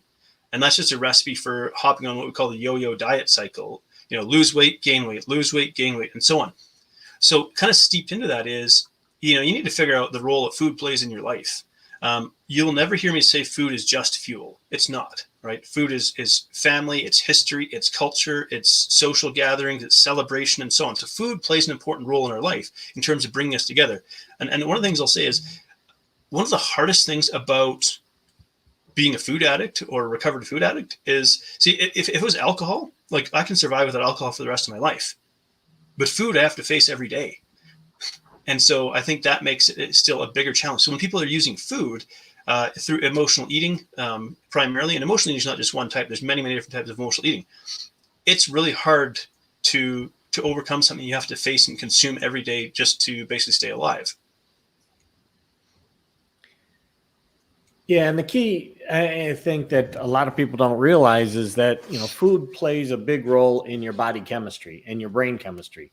It does. And the same as you use drugs, alcohol, to change your blood and brain chemistry, you do the same thing with food. And if you start really binging on things that are sugar based or they change your blood chemistry from other foods that you may be eating. So I think that that's a critical piece that people need to understand. And like you were saying, in a diet, you temporarily change that blood chemistry, that body chemistry.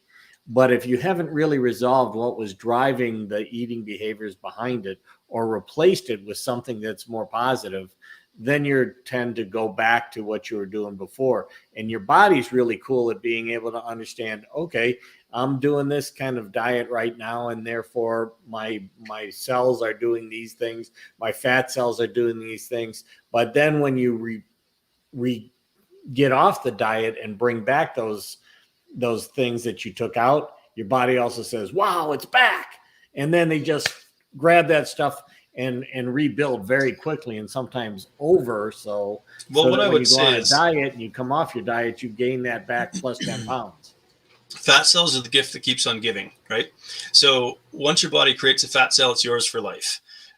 So that means that I have all these empty fat cells on my body waiting to be refilled. So we have what I call a famine biology, and we live in a feast world. So our body is very efficient at storing excess calories. Our brain is hardwired to seek out calorie-dense foods because throughout history, we've lived with food insecurity. It's only like in the last maybe 50 years in the Western world that we've had some degree of food security where we can actually, and maybe in the last 30 or 40 years, where we can actually just eat like basically endless calories for incredibly cheap. This was never the case. And so our famine biology has actually helped us survive famines. But we live in a 24/7 feast world where we can just eat calorie dense but nutrient empty foods 24 hours a day, like without moving our butt off the couch. So that's kind of part of the problem. And then you look at like food manufacturers or food product manufacturers, because it's not really food. Well, they make all these products and they need to sell them. And so they hire some of the best marketers and psychologists in the world to figure out how to draw us into wanting these foods. That's why they're not in gray boxes, right? They're brightly colored because we're looking for bright colored fruit and trees, or, so I would say like losing weight in the 21st century is harder than it's ever been because of kind of the forces that we're up against. And yeah, this whole idea that, hey, your fat cells, as soon as you start overfeeding them, they're going to fill up again. Like if I start eating like an undisciplined toddler, I'm gaining the weight right back. Correct. How do you, sorry. Go ahead, Elsa. How do I know I've got a food addiction and I'm not just have the munchies? How do you know the difference? Because I get munchies quite often, but how do I know that it's not a food addiction that I'm? Yeah. In a nutshell, like I would say, it's probably better not to self-diagnose. But okay. yeah. Dr. Google can sometimes lead you down some rabbit holes. But look, if you're starting to eat in a really, you're starting to like sneak food, you're starting to hide food, you're starting to eat food in secret, then you know that something else is going on with that food. Like it's serving probably a not very healthy purpose in your life. For example, I'd go and like buy a large pizza and eat the entire thing in my car while no one's looking at me. And then I'd go home and eat this tiny meal and pretend that I couldn't lose weight because, I was trying so hard and so on.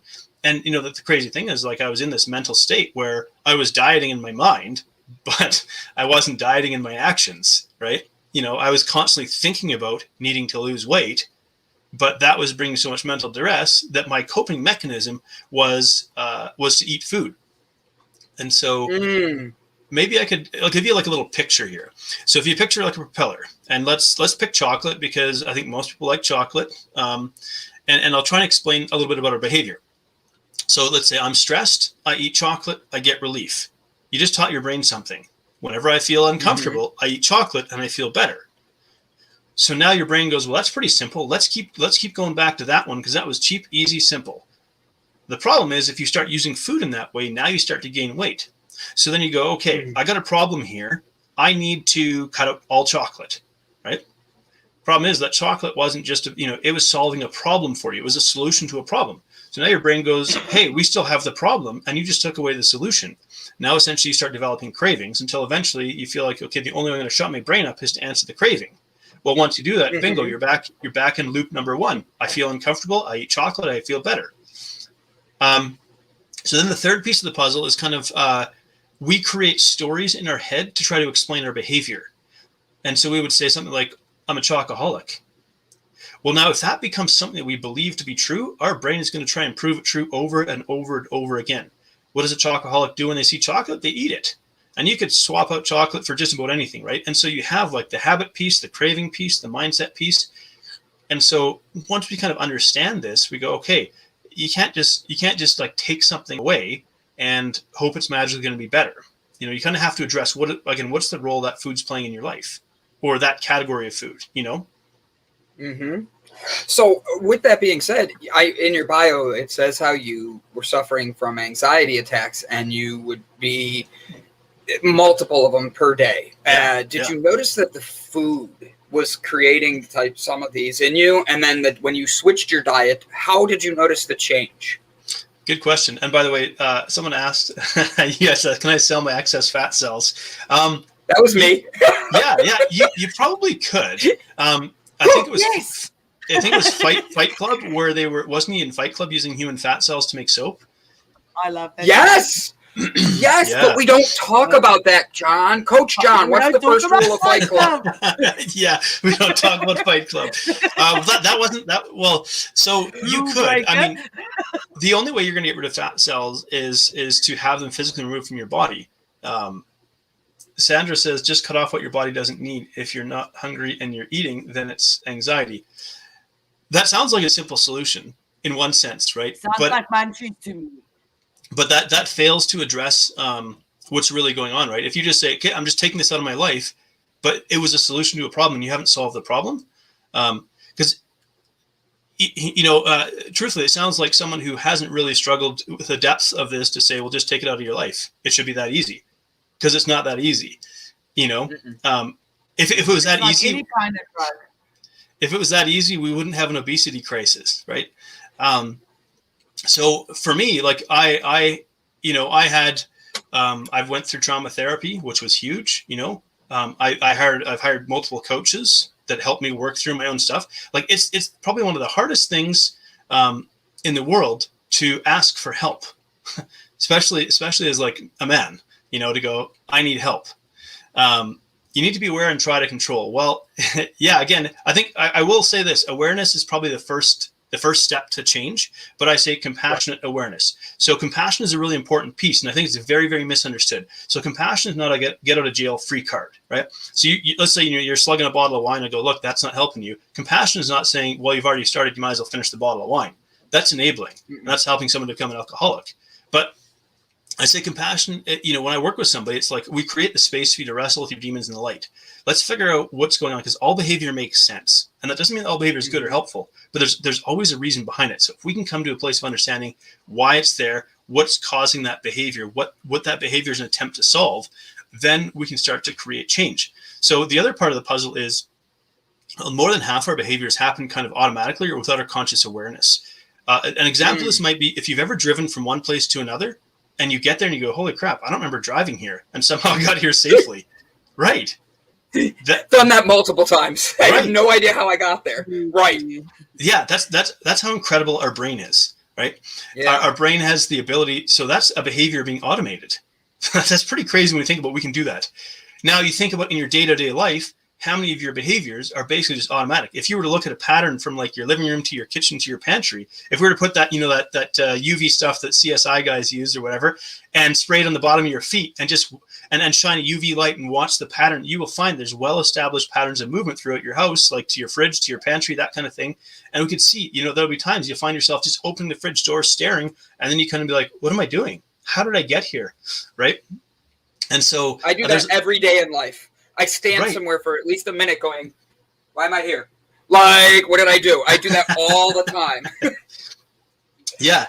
Oh, and so I wanted to make sure we don't miss questions here. Sherry asked, chocolate is so yummy, which it is. Yeah. And is it okay to have it if you acknowledge the issue, if you set a boundary with it? That's going to depend on the individual, right? Generally speaking, there's probably what we call, there's maybe two kinds of categories of people. We call them abstainers and moderators. So those who are abstainers tend to do better with firm boundaries. Those who are moderators tend to do better with flexible boundaries. And that's a bit of a simplification. But what I mean by this is, do you guys know Lindt chocolates? You know, those chocolate balls that come in like the red foil wrapper with like the, you know, yeah. So I use those to pick up women when I'm out in public. I like give them one and I'm like, can I have your phone number? And they're like, how did you know? I'm just kidding. Go ahead. Yeah, that's not creepy at all. I'd like to give you a piece of chocolate here. Like, here's a piece of wrapped up chocolate. Yeah. What is this laced with and where are you taking me? Right? And so, Sandra, we didn't think you were judging. It's just making sure you're bringing awareness just like coaches. So please know. I love that you're here contributing, Sandra. Thank you so much. Yeah, absolutely. I love this, and I love this as interactive, right? And that's what I'm trying to share, right? Awareness really is key, but so compassion is also a crucial part of that. So, like I said, oh my gosh, the caramel Lindt. I'm getting distracted. That's awesome. Yeah. So now I know what one to give Britt if I want to ever ask her out. You know, I'm like, hey, Britt, there you go. Caramel. yeah. So we have a Lindt store just up the road from us, and you could buy like 100 Lindt balls for $25. So that's potentially dangerous. So my wife and I go to the Lindt store. We buy this bag of Lindt balls, and it turns out we got 107 in there. So we had to divide it 53.5 each, right? Like, how do you divide half a Lindt ball? But then the difference is, like, we're almost a year later, and my wife still has some of them left. Like, mine were gone by like November of last year. We bought them in like October of last year. You know, she still has some left. Mine wouldn't last a week. Right. So in my wife's case, she likes having them there and knowing that they're there. And if she ever wants one, it's there. It's not really a problem. But for me, when they're there, I'm always thinking about them. I want them, you know? And so, but I mean, so I put a boundary in place because I know that like those ones aren't mine. So I was looking at my Lindt balls for my belly button. That's awesome. Yeah. Brandon has some good ones. He's in the back for helping run the show, and I just love when I don't know what he's going to click, and then all of a sudden I get Lindt balls. Oh my God, I love French soap pie. Brits. Yeah. And so I do better with like a firm boundary. So there's certain things that for a period of time that I didn't bring into the house and asked my wife not to bring in the house because they were what we call trigger foods. One of them was Kraft peanut butter, or I used to call it cracked peanut butter. Because it's basically like peanut butter icing. And so I would eat huge amounts of this stuff. And people would say like, just try to face up to it. I'm like, no, don't try to run on a sprained ankle, right? Let the ankle heal before you try to run on it again. And so I'd say, it's easier not to face this food right now until I resolve like what the issues are with that, right? And so, is Nutella healthy? Made from nuts? Nope. I lived in Italy. I lived just an hour from where Ferrero Rocher has their Nutella plant in northern Italy. Where do you live? I want to come visit you. Yeah. Where do you live? Oh, currently I live in Alberta. So I live not far from the Rocky Mountains in Canada. And it's one of the most beautiful parts of the world. Yeah. Have you been to Banff? Canada. A few times, maybe like 100 times. I asked, I'm on the opposite side of the U.S. and I've been to Banff, Canada many times, and it is by far one of the most beautiful places in the world. It is. I love it there. Sorry, you were saying, and I want to know more about your nomadness because you traveled all over. Oh yeah. And I want to know about this and how you survived and did this, because what if I just want to like follow behind you on my bicycle or something? I joked that we sold drugs to children to finance our trip, but and that's why you got robbed. Now it makes sense. Oh! Sorry, John. That's a joke. Okay, I did not sell drugs to children. Yes. Just to clarify. But people would always ask, like, "Oh my gosh, how did you afford this?" Right? And it's like, that's it can be kind of a personal question, right? So I would just with like a deadpan say to them, "Well, we sold drugs to children and we taught English, so that gave us like a perfect market, like ready-made." And people wouldn't know whether to take me seriously or not. like how, come on, like, do you actually think, like, anyways? So, yeah, we did a lot of couch surfing. Couch surfing was a thing while we were doing this. So we did a lot of it. We were quite active in the couch surfing community while we were traveling, both hosting and sharing. Looks like Ilse's frozen there in a great place to be frozen. Either that or she's holding her face. Yeah, she's holding her breath. She's like, oh no, I can't laugh. Yeah. I'll pull her out. She was having internet issues. Like she sent me a message saying, my internet's going slow. So if she pops back, we'll bring her back. But I got Brett back here ready to jump in. So I'm sorry. Go ahead, John. Back to you sticking your head under the Nutella faucet. I'm so jealous. Yeah. So like in Italy, we were like running English camps, and so I was driving all over northern Italy, we call it the Pope Mobile. It was like this boxy sort of. It's not something that we have over here, but it was like this sort of little miniature cube van boxy thing. And I would just be driving supplies to different camps and stuff like that. So it was cool. But in Italy, they drive like maniacs. It's funny. They take their time, sipping their coffee, and then they get in their car and drive like their pants are on fire. It's very aggressive driving over there. It was quite so. But I would actually say my favorite country was Iceland. And I would strongly recommend going to Iceland, especially if you love like natural beauty. So Iceland is essentially an island formed between two tectonic plates that are pulling apart. So it's this volcanic island, and it's covered in mountains and volcanoes. They have hot springs and geothermal energy everywhere.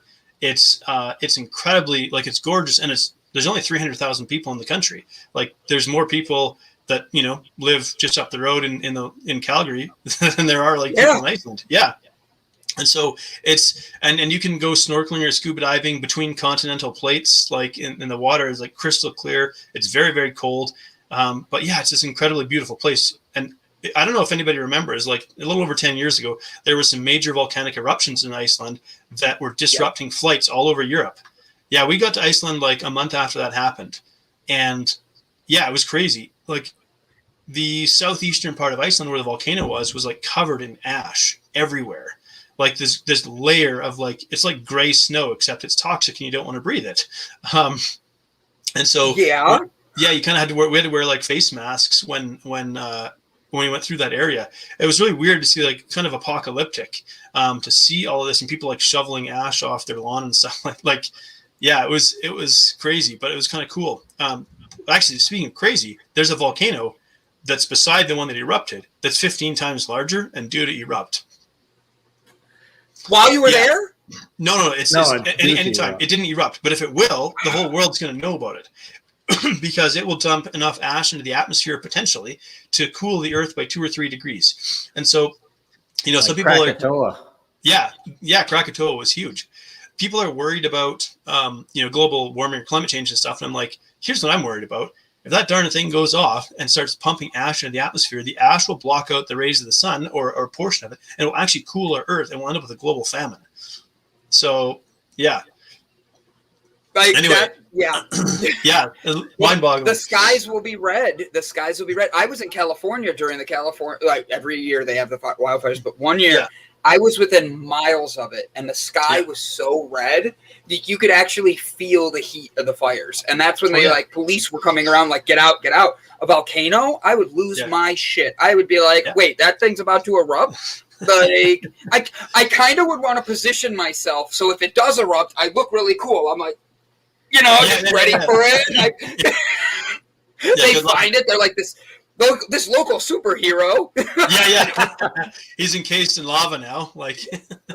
Yeah. Hey, it works. It's lava. Now, you've been traveling. You've been doing things. You've seen all these crazy cool things.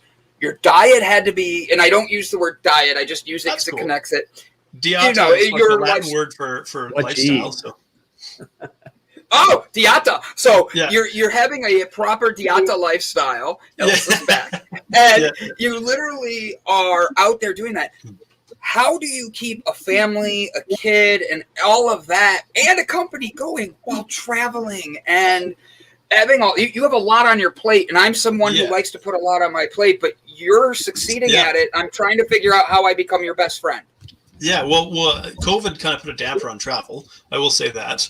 Because we generally would take at least 2 trips a year, because we have family in Turkey, in Switzerland, in Australia. We have friends in a lot of countries around the world now because of our travels, and so like family visits me. I'm flying across the Atlantic or the Pacific typically, but I would say really careful time management. That's the secret, right? It's it's very unglamorous, but I plan out my days like really carefully and thoughtfully, because I want to make sure I get time with my kid. I want to make sure that I'm with him without my phone and we're just interacting, right? I don't want to be like a distracted dad. I want to be present in his life. And so I put things on my schedule, like time with my kid, time with my wife. In the morning we have morning snuggle time. That is, we take him out of his little bed, we drop him in the bed beside us, and just smother him with kisses and love and cuddles and snuggles, because he's the cutest little man in the world, right? So, oh, that's so beautiful. Yeah, but it's on my schedule, like that we have that. Like my mornings, because I run my own business, like my mornings are mine. Like before hopping on the show here, I went for a ride on my recumbent bike, and it's a stationary recumbent bike, so I didn't go very far, but I do things like I'm a little bit crazy. So I get up and ride that, then I go have a 10-minute cold shower, and which my wife thinks I'm nuts. But it's actually, so people like, how do you keep off the weight when like, it's like I got, all these fat cells howling and waiting to be filled all the time. Part of it is building up a degree of mental resilience. And so for me, having a cold shower is really about being willing to be uncomfortable, being deliberately uncomfortable. Because you step into it and your brain is like, what are you doing? You're nuts. But actually I kind of learned how to breathe and meditate and not be affected by the cold. I'm not Wim Hof or something, but and I'm not trying to be some macho guy, but it's really about becoming comfortable with being uncomfortable. Because we live in a world that sells us 24/7 comfort and convenience, and what it's doing is creating basically obese people who like all we're doing is eating crap and watching Netflix. And so if you want to be healthy, you have to be willing to be uncomfortable. And so I'm like, first thing I do is like I climb out of my warm bed with my beautiful wife. Like I'd rather snuggle with her. I climb out of my warm bed. I go downstairs, I hop on my bike, I go for a ride, make my lungs and legs burn, and it's uncomfortable. And then I hop into a cold shower. And so I'm like, if that's how my day starts, then I can basically handle what the world throws at me. So God get worse from me.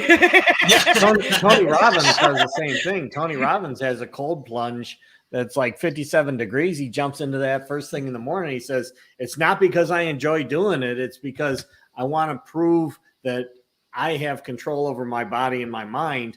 And I just go in and it, every morning he does it to reprove that he's capable of doing it. Yeah, absolutely. Bob says he loves food in Hungary, by the way. Bob, European food is awesome. My brother's married to a Romanian, so I spent time in Romania as well. Turkish food is incredible as well, by the way. Turkish food is delicious. South African food is nice, by the way. Oh, a good braai. Yeah, absolutely. You see, first thing he says is braai. I've been telling these guys about a braai the whole time. Oh man. On your bio, you say that you are upholding what did you say? International. Keeping an international marriage alive. Yeah, my wife is from Australia. What does that mean? So I took my wife from like the warm, sunny, tropical country of Australia, and she lives with me in the cold, wintry country of Canada, where 8 months of the year we have this white, fluffy stuff on the ground, and the air hurts your face. And my wife does not love winter. And so that can be a little bit of a challenge. So like when I was in the Navy, it kind of sucked because I'm like, that's my alarm going off my phone. I'd go away for like 280 days a year. And here she is halfway around the world apart from her family. And then her husband like hops on a ship and goes away and has limited communication. And so it wasn't 280 days straight, but it was like, if you add up all the times I was gone, it was on average 280 days a year, which is a bit ridiculous. And so, that's one of the reasons why I left the Navy. But then we traveled the world for 3 years, and we were together 24/7. So that was a challenge because two human beings coexisting basically 24 hours a day under kind of stressful circumstances. So then we got back, and it was kind of weird to have a bit of a sort of normal life, although we haven't had a normal life because I'm a bit of a serial entrepreneur, and I've had a couple of failed business in the background as well. Right. Which you said I lost my life in the bio, but it's actually, I lost my life savings in a failed business, but that's, I didn't lose my life. I just lost my life savings. I mixed them up, and I was giving you the interview as like he is risen. So, I'm grateful we have Yeah. Well, we do that for our guests. Yeah. Well, it's like you rebuild from the ground up, right? And again, these experiences, it's so funny when people hear I lost my life savings. It cost me over 125 grand, and that was a lot of money to lose for me. And maybe it's a lot of money for a lot of people to lose. What do you do when all you have is like a mountain of debt and try to go home to my wife and hey, I have 37 subscribers now. I've picked up a couple. Look at that. How awesome is that? awesome. Yeah.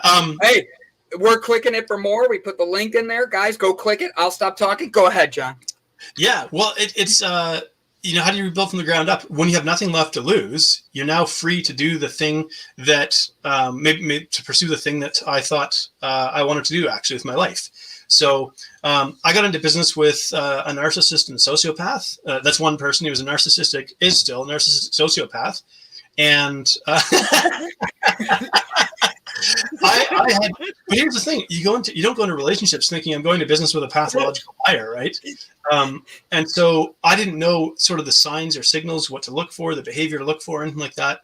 It was probably a couple of years into the business where like my wife had been pointing out his behavior and going like, something's not right here. And I was in denial for most of it. And don't forget, I was still at that point recovering from, the trauma and all that. So I was really emotionally vulnerable. He had the appearance of being successful and stuff like that. It was all a fake. It was all like a shell essentially.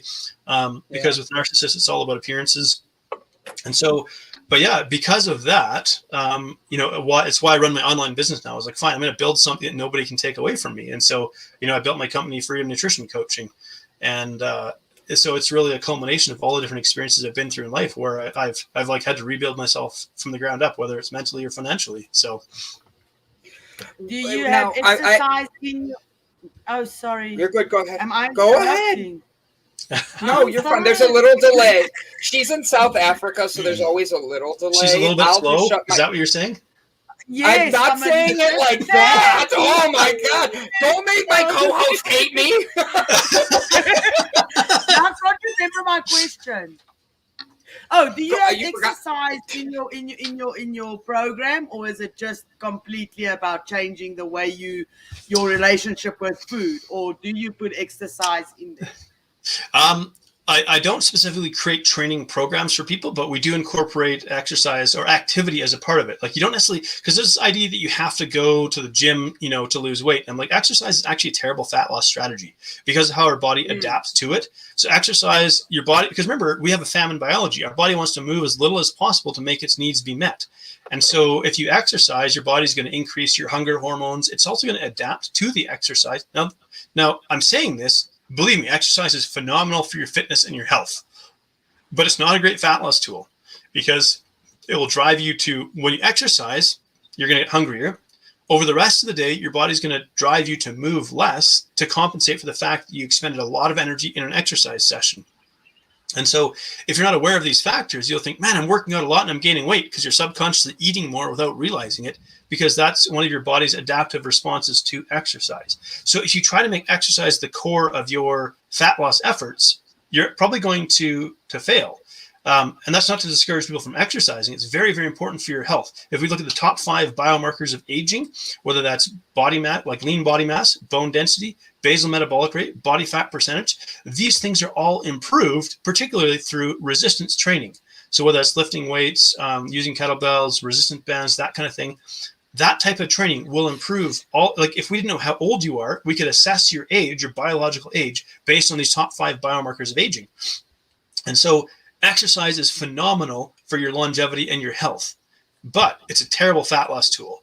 You have to use nutrition, and in consort with nutrition, you need to basically address sort of your emotional relationship with food and the psychology and your habits. And so the bulk of my focus is going to be, I say we're going to reverse engineer your healthy lifestyle. The other part to remember here is I'm not telling people what to do, right? Imagine I'm a tour guide. I'm not your Sherpa. I'm not carrying your backpack, so I'm not carrying your crap, but I'm also not dictating what to do because it's very disempowering. So think about it like two experts coming together to collaborate. You are the expert of your own life experience. You are the expert of your day-to-day life. And I'm the expert in nutrition and psychology. So together, we're going to collaborate, and you are going to have an active hand in crafting, creating, and shaping your lifestyle. I'm not just going to go, here's your plan, you have to follow my rules. Human beings love independence and autonomy, right? And so I don't force anybody to do anything. But what I say is, okay, the fundamentals of living a healthy lifestyle are relatively simple.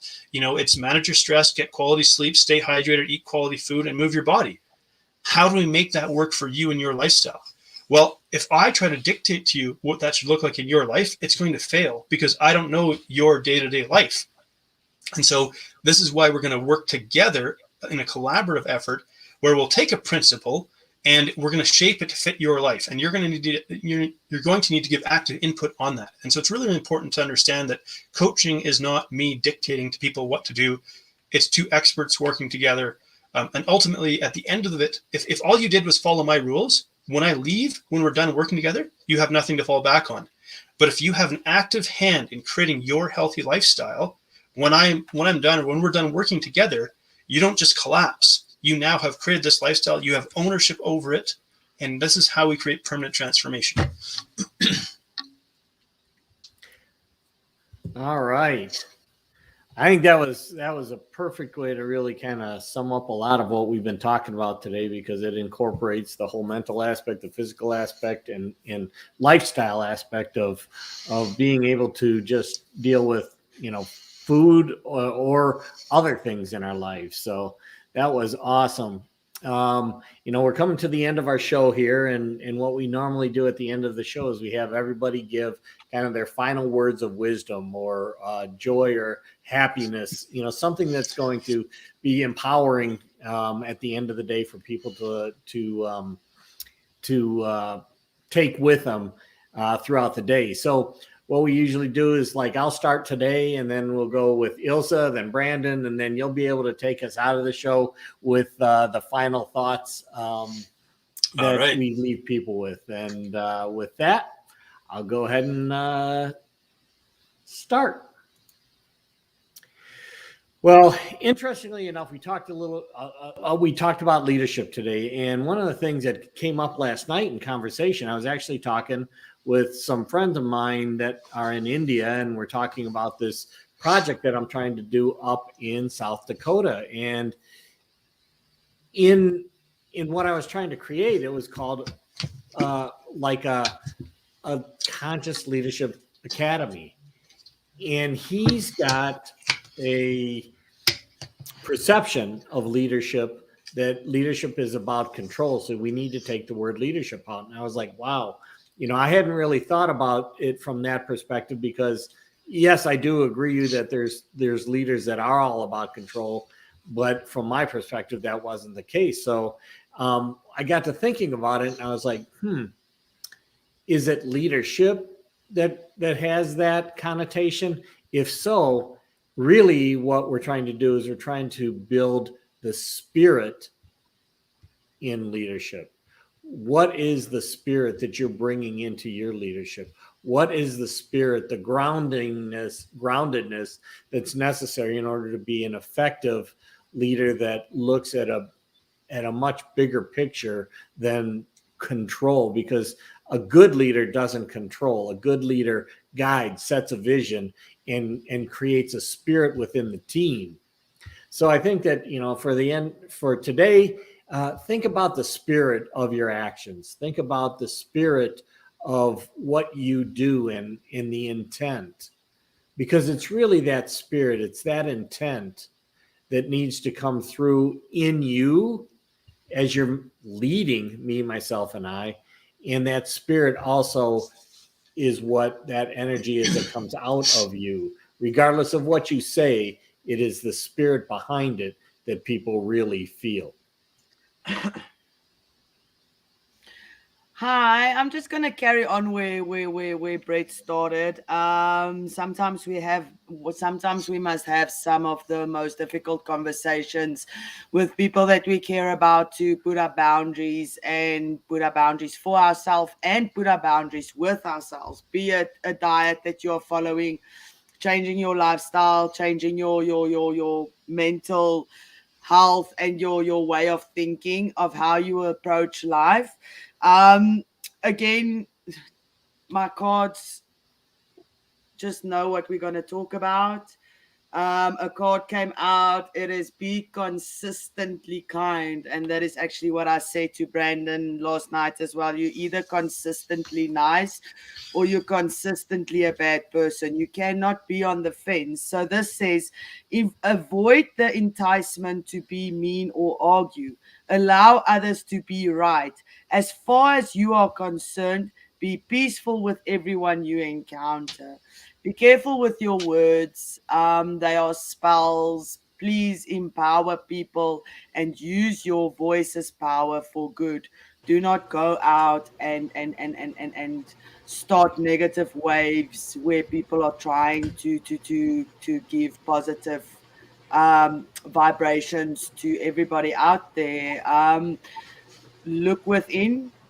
There's so much that we can change from within, because if your life is chaos outside, it's because you are feeling chaos inside.